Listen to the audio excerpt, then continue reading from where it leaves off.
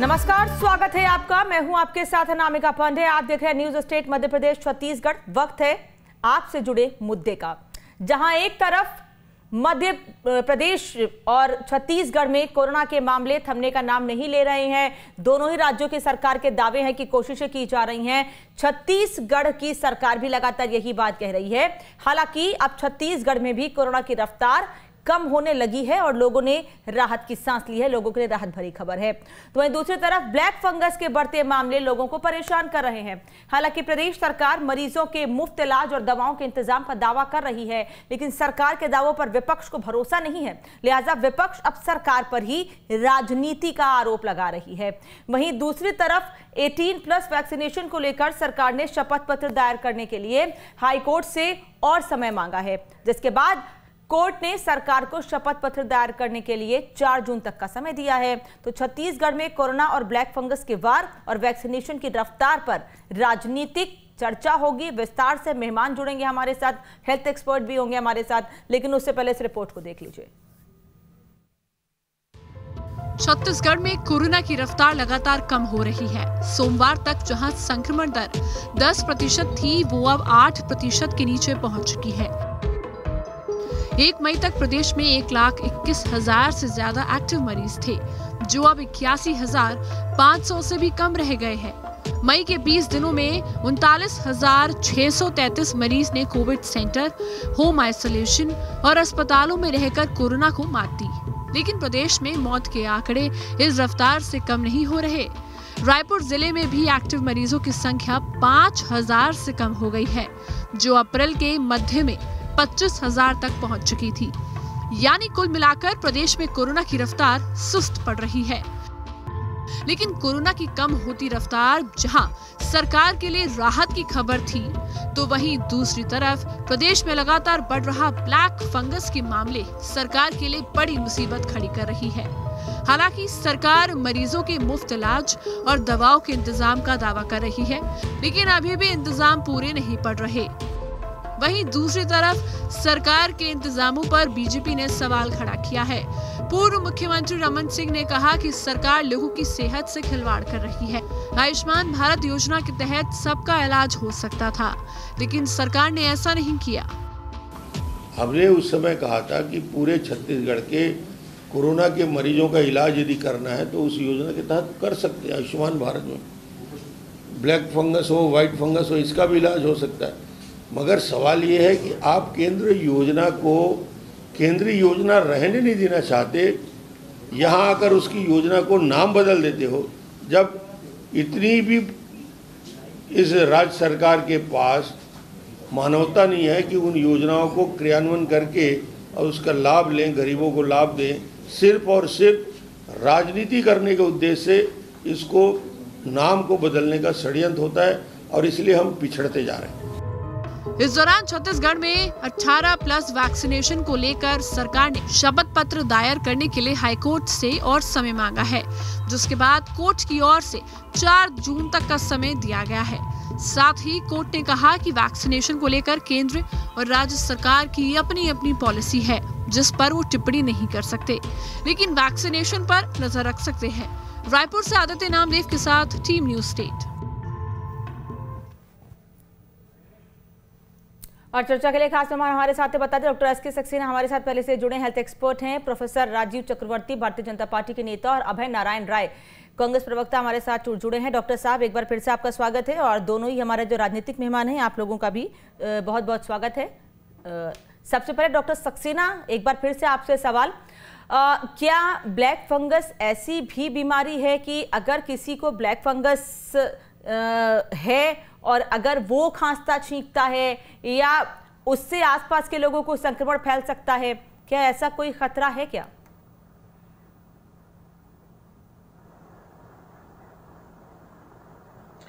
देखिए, black fungus naturally ये भी एक कॉन्टेजियस डिसीज होगी, क्योंकि ब्लैक फंगस तो बुरी तरह फैलता है ना। यदि किसी का वहां पे म्यूकस गिरेगा, ब्लैक म्यूकस या ब्लड, नाक में खून आ रहा है, तो ये सब चीजें यदि कहीं किसी के कांटेक्ट में आएंगी तो ब्लैक फंगस को भी हो सकता है।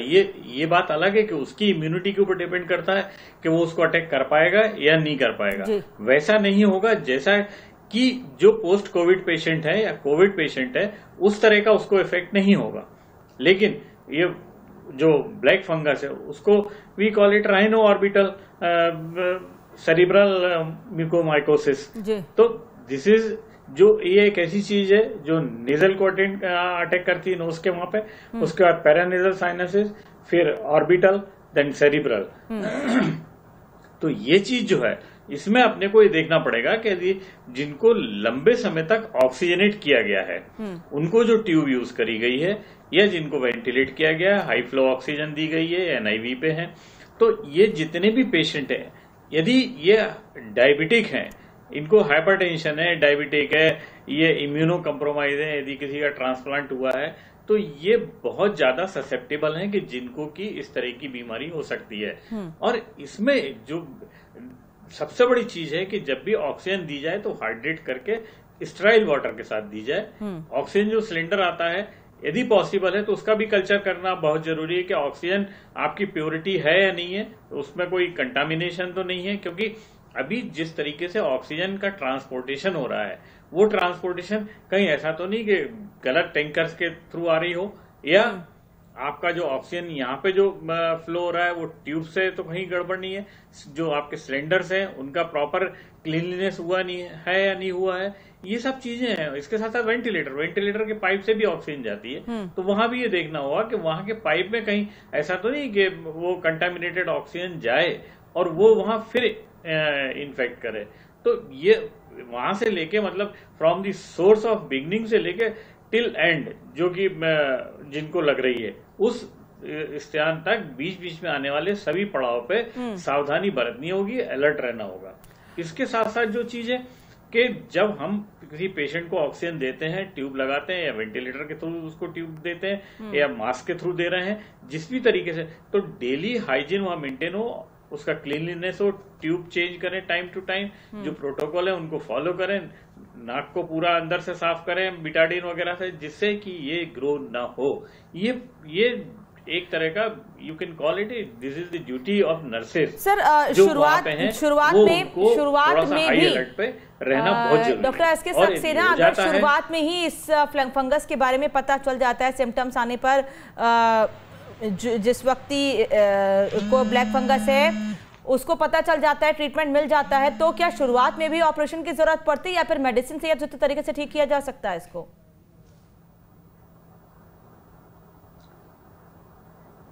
नहीं, देखिए शुरू में यदि आपका नाक से खून आता है वहां आप हाइजीन करेंगे, उसको क्लीन करेंगे, आप एंडोस्कोपिकली उसको नेजल म्यूकोजा को देख लेंगे, तो वहां जो भी है यदि उसको स्क्रैप किया जा सकता है, उसको वहां पे ऑपरेट करके निकाला जा सकता है। यदि दांतों में है तो आपके दांतों की वहां सफाई हो सकती है, दांतों में मसूड़ों में यदि कहीं भी है तो इनिशियल स्टेज पे आप इसको बिल्कुल कंट्रोल कर सकते हैं। फेस पे सूजन आ रही है जब तक कि ये फंगस आपको दीमक के समान होता है, यदि दीमक आपको दिख रही है और दीमक ने वहां छेद नहीं किया है तो आप उसको निकाल सकते हैं। लेकिन यदि एक बार अंदर आपके जो म्यूकोजा है, आपके जो मसल है, आपकी जो बोन है, यदि उसमें डैमेज होना शुरू हो जाए और ब्लड सप्लाई, आपके वेसल्स जो है उसकी ब्लड सप्लाई कट ऑफ हो जाए, एक बार ब्लड सप्लाई कट ऑफ हो गई तो फिर तो ऑपरेशन के अलावा और कोई चारा नहीं रहता है। क्योंकि जब सूजन होती है तो गाल के ऊपर सूजन आती है, आंखों पे सूजन आती है, आंखों में रेडनेस हो जाती है, आंख बाहर की तरफ आ जाती है, तो हम टोसिस कहते हैं। तो ये सब चीजें जो है ये हमको ध्यान रखना होगा। और इसके बिना, और जहां तक सवाल मेडिकेशन का, तो मेडिकेशन इसका जो है दो ही है, एम्फोटेरिसिन बी और फोसाकोनेजोल। तो अभी ये मेडिसिन की जो किल्लत हो रही है तो ये चाहिए ये बहुत बड़ी चिंता का विषय है कि मेडिसिन की जो किल्लत हो रही है उस पर ध्यान दिया जाए, और ये जिम्मेदारी सीधे तौर पर सरकार की बन जाती है। इसकी मेडिसिन यदि एक बार हो जाता है तो 8 हफ्ते तक देनी पड़ती है। ठीक है सर, वापस लौटेंगे। अभय नारायण राय, कांग्रेस प्रवक्ता हमारे साथ हैं, सरकार का पक्ष रखेंगे। जी सर, रोक रही हूँ सर, माफी के साथ, समय कम है। अभय नारायण जी, जिम्मेदारी आप लोगों की बन जाती है कि जो कालाबाजारी ब्लैक फंगस की बीमारी की हो रही है उसको रोका जा सके। दूसरा सवाल यह है आपसे कि आज हाईकोर्ट को आपको फटकार क्यों लगानी पड़ गई? आप शपथ पत्र ठीक से नहीं दे पाए, फिर से समय मांग रहे हैं।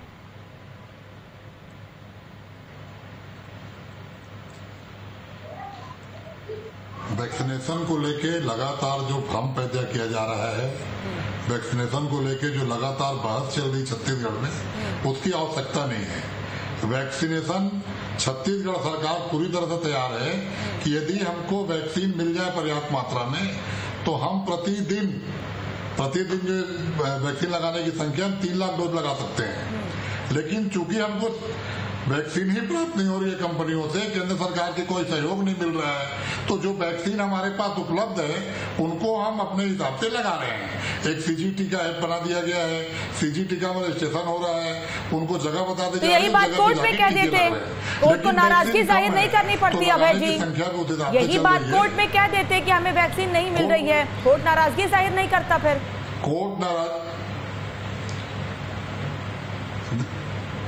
अनामिका जी, मैं कोर्ट के ऊपर कोई टिप्पणी नहीं करूंगा, टिप्पणी करने का अधिकार नहीं है। कोर्ट पे टिप्पणी की बात ही नहीं कह रही हूँ, मैंने तो कहा कि आप जो बात यहाँ रख रहे हैं वही आपकी सरकार प्रदेश में है, वो बात क्यों नहीं रख दी कोर्ट में? बिल्कुल 4 जून तक का समय शपथ पत्र के लिए क्यों मांगा गया, दोबारा क्यों समय मांगा गया?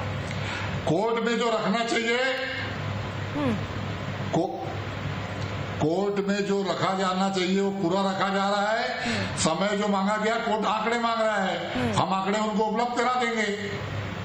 कोर्ट से कोई चीज छुपाने की नहीं है, आपसे कोई चीज छुपाने की नहीं है, जनता से कोई चीज छुपाने की नहीं है। सर, यहाँ पर आपके नेता डिबेट में आते हैं, डिबेट में आपके नेता आते हैं, आंकड़े बताकर चले जाते हैं कि हमने इतने लाख लोगों को वैक्सीनेट कर दिया है, हमें और वैक्सीन मिलेगी, हम और लाख लोगों को वैक्सीनेट कर देंगे। फिर भी नाराजगी आप लोगों के प्रति है, कोर्ट की क्यों बतानी समझ नहीं आ रहा है।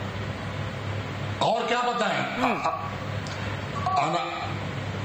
अनामिका जी, हमको जितने वैक्सीन मिले वो आंकड़े आपको पता है, वो आंकड़े सार्वजनिक हैं। जितना वैक्सीन हम पर डे लगा रहे हैं उसके भी आंकड़े हम प्रेस में जारी करते हैं कि आज इतने आंकड़े लगे और कितने लोग लाइन में हैं, ये आंकड़े भी हम सार्वजनिक करते हैं। कोई चीज हमारी इच्छा और आपकी इच्छा, आप भी डिबेट इसलिए करा रही है जनता के साथ कि जनता को ये मालूम चले कि वैक्सीन की कितनी आवश्यकता है, लेकिन केंद्र सरकार समझने को तैयार नहीं है। प्रधानमंत्री जी कलेक्टरों से बात कर रहे हैं, प्रधानमंत्री जी मुख्यमंत्रियों से बात कर रहे हैं, प्रधानमंत्री जी वैक्सीन कंपनियों से बात नहीं कर रहे हैं, प्रधानमंत्री जी का एक भी बयान नहीं आता और केंद्रीय स्वास्थ्य मंत्री का। सर, तो आप क्या चाहते हैं कि वैक्सीन कंपनियों से भी मीडिया के सामने बात की जाए, वैक्सीन कंपनियों से भी वीडियो कॉन्फ्रेंसिंग के जरिए, जैसे मुख्यमंत्री और नेताओं से, कलेक्टर से, डीएम से बात की जा रही है? हाँ, आप ये चाहते हैं कि वैसे ही बात की जाए वैक्सीन कंपनियों से भी?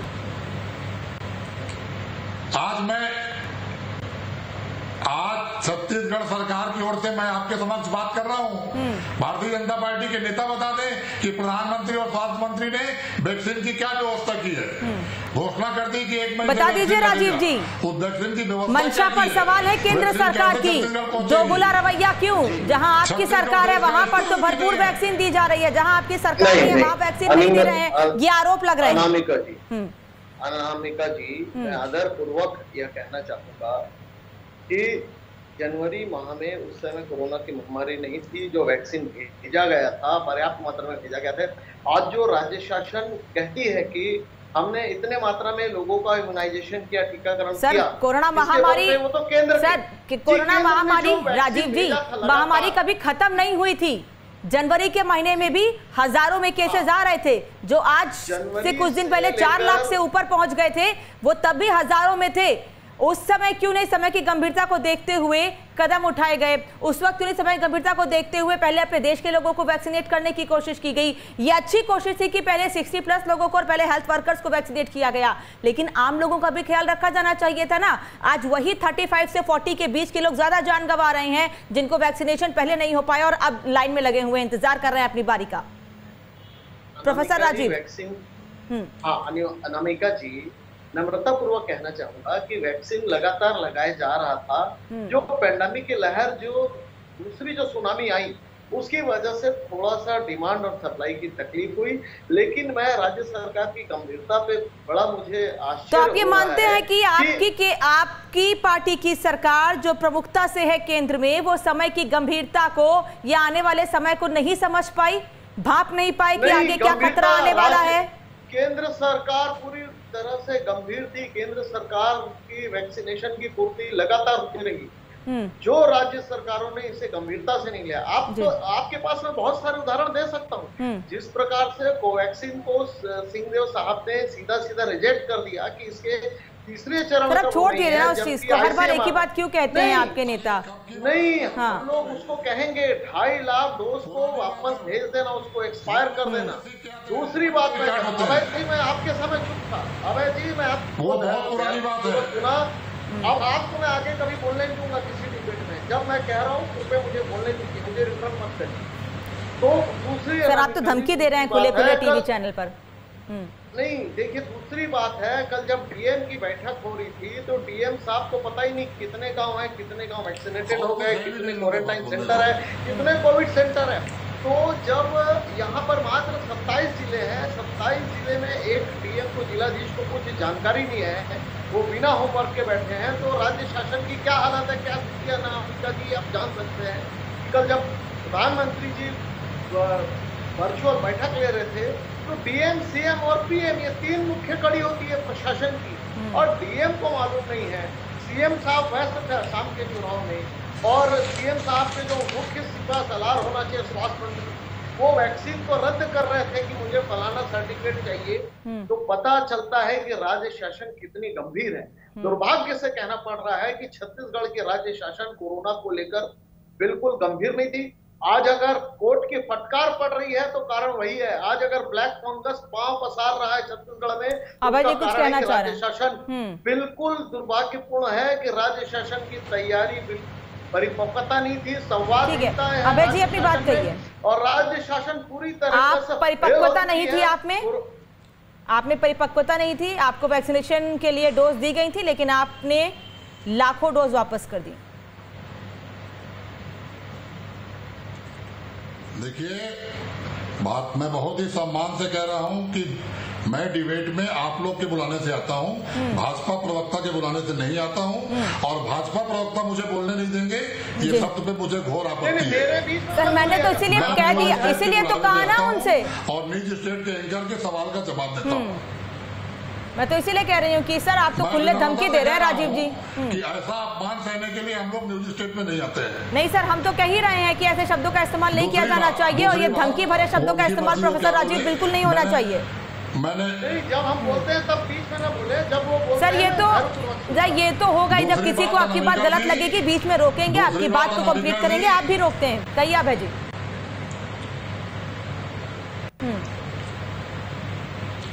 अनामिका जी, जो बात इन्होंने सिंहदेव साहब की कही, वो कोवैक्सीन को लेके पूरे देश में माहौल था, और पूरे देश में कोवैक्सीन का तीसरा परीक्षण नहीं हुआ था। तो माननीय सिंहदेव साहब ने कहा कि तीसरा परीक्षण हो जाए तो हम लगवाएंगे। कोविशील्ड का परीक्षण हो चुका है, कोविशील्ड हम लगवाने को, उस वक्त वैक्सीन को लगवाने को लेकर बहुत ज्यादा चर्चा नहीं थी, बहुत शुरुआत का दौर था, वैक्सीन को लेकर जनता में भ्रम था। भ्रम फैलाया किसने था? भ्रम फैलाया किसने था? अभय जी, भ्रम किसने फैलाया था? हमने फैलाया था या भारतीय जनता पार्टी ने फैलाया था? भ्रम भाजपा के लोगों ने फैलाया था, भाजपा के लोगों ने। केवल अरे आप लोगों के नेता जाके मीडिया में कह रहे हैं कि हम बीजेपी की वैक्सीन नहीं लगवाएंगे, ये पॉलिटिकल वैक्सीन है, तो कैसे उन्होंने भ्रम फैला दिया अभय जी? बिल्कुल नहीं। हाँ, बिल्कुल नहीं। केंद्रीय स्वास्थ्य मंत्री ने कहा था कि तीसरा परीक्षण होने के बाद कोवैक्सीन लगाई जाएगी, तो हमने कहा था कि आप लगवा लीजिए, प्रधानमंत्री लगवा लें, केंद्रीय स्वास्थ्य मंत्री लगवा ले, जनता लगवाएगी। और उसके हो गया था, सारी सर्टिफिकेट आ गई, आज कोवैक्सीन लग रही है छत्तीसगढ़ में। हमने ऑर्डर दिया है, हमने कोवैक्सीन का ऑर्डर दिया है, हमको विश्वास है, तब तो हमने ऑर्डर दिया है। नहीं जाता। दूसरी बात केंद्र सरकार कुछ भी कहे, ये महामारी राष्ट्र की महामारी है, ये महामारी विश्व की महामारी है, और छत्तीसगढ़ राष्ट्र का हिस्सा है। प्रधानमंत्री और स्वास्थ्य मंत्री केवल ये मान ले कि छत्तीसगढ़ राष्ट्र का हिस्सा है। छत्तीसगढ़ में 9 सांसद भारतीय जनता पार्टी को दिए, छत्तीसगढ़ से बहुमत केंद्र सरकार को मिला, और केंद्र सरकार कुछ नहीं कर रही है, बैठी है। और हमारे राज्य के नेता जितना आरोप, आप कौन बोल रहा है बीच में? अब आपका जुबान कहां चला गया? आप बीच में कौन बोल रहा है? निवेदन है मेरा कि हम डिबेट पे बैठे हैं, जनता हमको देख रही है, सुन रही है, न्यूज स्टेट इतनी मेहनत कर रहा है, जनता के सामने हमको आपको लगा है, तो हम और आप अपनी बात कहें और जनता के हित की बात कहें। अनामिका जी ने कहा कि कलेक्टर को ये नहीं मालूम कि कितने ग्राम पंचायत है। एक प्रश्न प्रधानमंत्री करते हैं, उसका जवाब भी कलेक्टर साहब जांजगीर ने दिया है। बिल्कुल जो प्रश्न किया गया वो जवाब दिया गया है और पूरी तैयारी बताई गई है और हमारे सभी कलेक्टर तैयार थे। प्रधानमंत्री जो सवाल करते उसका जवाब देते। सवाल जवाब और सवाल का नहीं है, सवाल है कि प्रधानमंत्री जी के कलेक्टरों से बात करने के बाद क्या वैक्सीन की संख्या बढ़ गई? क्या कलेक्टरों ने जो सुझाव दिए उसको प्रधानमंत्री ने लागू कर दिया? क्या कलेक्टरों ने और छत्तीसगढ़ की जनता वैक्सीन मांग रही है तो प्रधानमंत्री हमको वैक्सीन दे रहे हैं क्या? आज ब्लैक फंगस के इंजेक्शन क्या हो सकता है, आज ब्लैक फंगस की दवाइयों की आवश्यकता है, वैक्सीन की आवश्यकता है और हम डिबेट में सरकार क्या कर रही है, राज्य सरकार मैं बताऊं और केंद्र सरकार क्या कर रही है वो बताएं। तो ये तो दोनों ही पार्टियां कर रही है ना अभय जी, ये तो दोनों ही पार्टियां कर रही हैं। ये आप भी कर रहे हैं, ये बीजेपी भी कर रही है। मध्य प्रदेश में बीजेपी की सरकार है तो वो आप पे आरोप लगा रहे हैं, यहाँ आपकी सरकार तो बीजेपी आप पर आरोप लगा रही है। कहिए प्रोफेसर राजीव। सर एक मिनट रुकिए अभय जी, एक मिनट रुकिए, वापस लौट रहे हैं। प्रोफेसर राजीव अपनी बात कहिए। अनामिका जी, दुर्भाग्य से बात यह थी कि जो डीएम जो फीडबैक देते हैं उस फीडबैक को लेने के बाद सांख्यिकी विभाग मिलकर तय करता है कि कितनी वैक्सीनेशन की जरूरत है, कितनी ऑक्सीजन कंसंट्रेशन की जरूरत है। ये जो अंतर्राष्ट्रीय मदद आ रही है उसके डिस्ट्रीब्यूशन के लिए फीडबैक लिया जाता है और वो क्या रहा है कि मुख्यमंत्री जी, स्वास्थ्य मंत्री जी और ये जो अमला है उनके बीच में बड़ी संवादहीनता है। और संवादहीनता क्योंकि राजनीति सर रोक रही हूँ अभय जी को भी रोक रही हूँ और प्रोफेसर राजीव आपको भी रोक रही हूँ। डॉक्टर छत्तीसगढ़ की जनता सफर कर रही है। डॉक्टर एसके सक्सेना, आपसे आखिरी इस डिबेट के आखिरी मिनट में आपसे ही लास्ट सवाल पूछना चाहूंगी, क्योंकि आपकी जो बातें हैं वो जनता तक जाएं, आपके जो मैसेज जनता तक जाए बहुत जरूरी है। कुछ शुरुआती लक्षण ब्लैक फंगस के एक बार फिर से आपसे जानना चाहेंगे, 4 से 5, जो आते ही लोग तुरंत टेस्ट कराएं।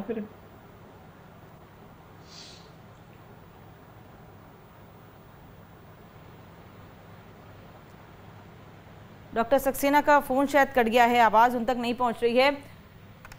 बीजेपी और कांग्रेस के प्रवक्ता दोनों ही हमारे साथ हैं, उनसे भी 30-30 सेकंड जवाब ले लेती हूँ, समय बहुत कम है।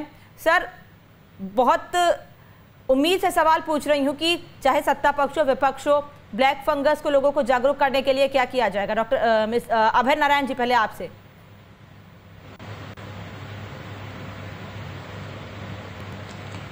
ब्लैक फंगस जितनी तेजी से बढ़ा और उसकी जानकारी सरकार को लगी, सरकार के ने उसके इलाज की व्यवस्था की है।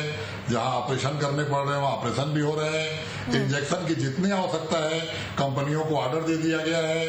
उस पर हमारे ड्रग कंट्रोलर, हमारे कलेक्टर और हमारे स्वास्थ्य विभाग के सभी अधिकारी निगाह बनाए हुए हैं और कोशिश हो रही है कि ब्लैक फंगस को राजीव जी, बहुत कम समय में आप विपक्ष में है, लेकिन कालाबाजारी रुके, इसके लिए आप क्या करेंगे? जनता के राजीव जी, बहुत कम समय है sir.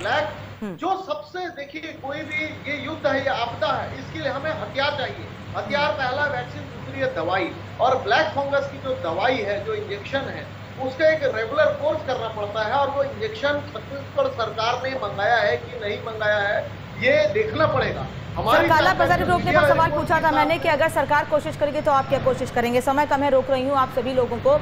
Doctor S K Saxena, health expert, professor Rajiv Chakravarti, BJP नेता, और अभय नारायण राय, प्रवक्ता कांग्रेस, हमारे साथ जुड़े थे। बहुत बहुत धन्यवाद जुड़ने के लिए, समय देने के लिए। हमारी इस खास पेशकश में इतना ही, खबरें लगातार जारी हैं।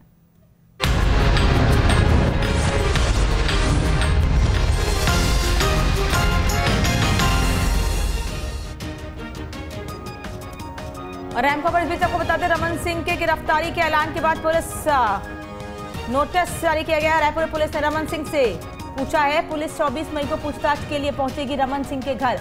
नोटिस में रमन सिंह से सवाल पूछे गए हैं। रमन सिंह से पूछा गया है कि ट्विटर हैंडल क्या है आपका। रमन सिंह की गिरफ्तारी के ऐलान के बाद पुलिस ने नोटिस दिया है और इस नोटिस से सवाल पूछा गया है रमन सिंह से, पूर्व मुख्यमंत्री से। आदित्य नामदेव हमारे साथ जुड़े हैं। आदित्य, समझना चाहेंगे थोड़ा आपसे इस मामले को। देखिए, टूल किट मामला जो था जिसमें रमन सिंह ने ट्वीट किया था और उसके आधार पर रमन सिंह और संबित पात्रा के खिलाफ छत्तीसगढ़ पुलिस ने सिविल लाइन थाने में नॉन बेलेबल धाराओं के तहत मामला दर्ज किया था। उसमें रमन सिंह कल गिरफ्तारी देने के लिए सिविल लाइन थाने जाने वाले थे।